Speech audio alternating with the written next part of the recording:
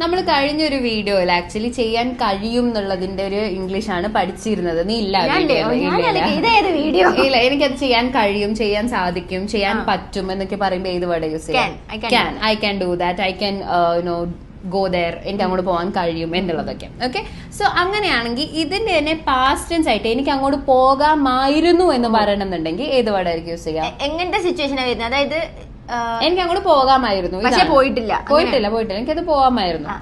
I could go there. അപ്പം ക്യാനിന്റെ past tense ആയിട്ടാണ് ഇവിടെ നമ്മൾ കുഡ് എന്നുള്ളൊരു വേർഡ് യൂസ് ചെയ്തേക്കുന്നത്. കുഡിന് ഇതല്ലാണ്ട് പല യൂസേജസും ഉണ്ട് കേട്ടോ ക്യാനിന്റെ. ഈ റിഗ്രറ്റ് ഒക്കെ ഫീൽ ചെയ്യുന്ന ആ സിറ്റുവേഷനിൽ കൂടുതലും ഈ കുഡ് ആണ് യൂസ് ചെയ്യുക. അത് I could have done that ആയിരിക്കും വരും. I could have done that, ഓ എനിക്കത് ചെയ്യാമായിരുന്നു എന്നുള്ള, ചെയ്തിട്ടില്ല.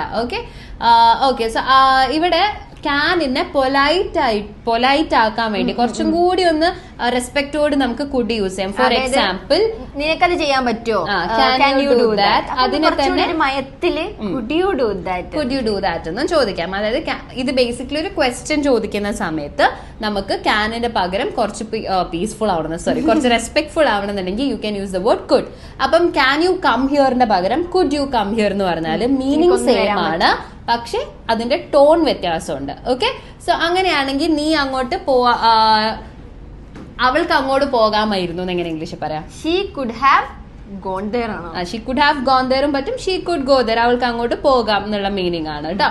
അങ്ങനെയാണെങ്കിൽ എനിക്കത് ചെയ്യാൻ കഴിയില്ലായിരുന്നു എന്ന് എങ്ങനെ ഇംഗ്ലീഷിൽ പറയാന്നുള്ളത് നിങ്ങൾ താഴെ കമന്റ് ചെയ്യാം.